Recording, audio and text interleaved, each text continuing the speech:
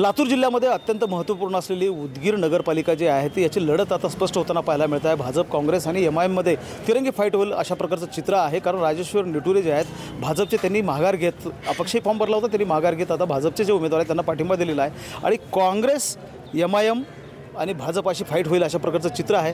एमआयएमचं एक वेगळं महत्त्व उदगीर नगरपालिकेच्या राजकारणामध्ये राहिलेलं आहे। गेल्या वेळेला एमआयएमनं 7 नगरसेवक जे आहेत ते त्या पदावर निवडून आणलेले होते आणि आता देखील एमआयएम मोठ्या ताकदीनं उतरलेली आहे। आपण जाणून घेणार आहोत पदाधिकारी आहेत एमआयएमचे आपल्यासोबत। मला सांगा कशी लढत होते आहे, प्राधान्यानं तुम्हाला काय वाटतं की कोणाशी लढत आहे? लढत भाजप आणि एमआयएममध्ये आहे। काँग्रेस हा भाजपचा बी टीम आहे सध्या।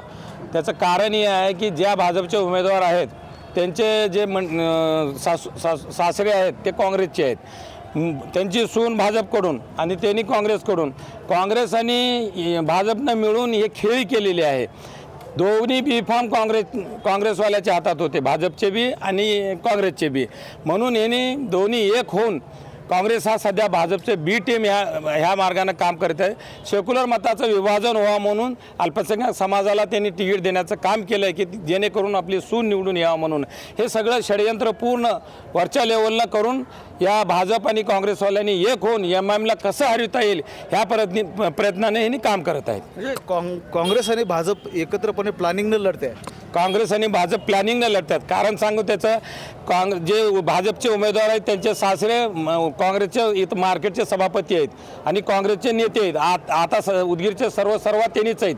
मग इकडून सूनला भाजपला थांबा करल्यात आणि इथून काँग्रेसनं मग भाजपला जर निवडून आणायचं असेल तर सेक्युलर मतांचं डिवायडर करण्यासाठी काँग्रेसला मुस्लिम समाजाला तिकीट दिले जाणून बुजून। उदगीरची जनता फार हुशार आहे। गेल्या बारला बी राष्ट्रवादीवाल्यांनी तिकीट दिलं ते मुस्लिम समाजाला, परंतु उदगीरच्या जनतेनं राष्ट्रवादीला नकारून एमआयएमच्या पाठीमागे राहिली।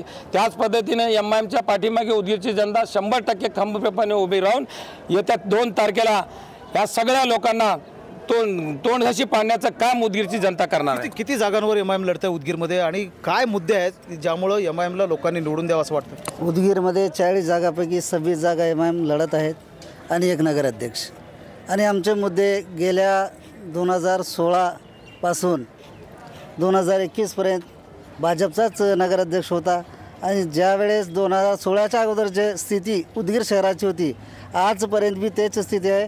आमचा मुद्दा विकासाचाच मुद्दा राहील आणि विकासाच्याच मुद्द्यावर आम्ही लढणार। उदगीरच्या विकासाच्या मुद्द्यावर एमआयएम मैदानामध्ये असले आपल्याला पाहायला मिळतं। एकूण जर लक्षात घेतलं आपण तर तिरंगी लढत उदगीरमध्ये होताना पाहायला मिळत आहे। भाजप, काँग्रेस आणि एमआयएमचं एक वेगळं महत्त्व जे आहे ते उदगीरच्या राजकारणामध्ये आजही पाहायला मिळत आहे। महेंद्र जोंधळे, TV9 मराठी, लातूर।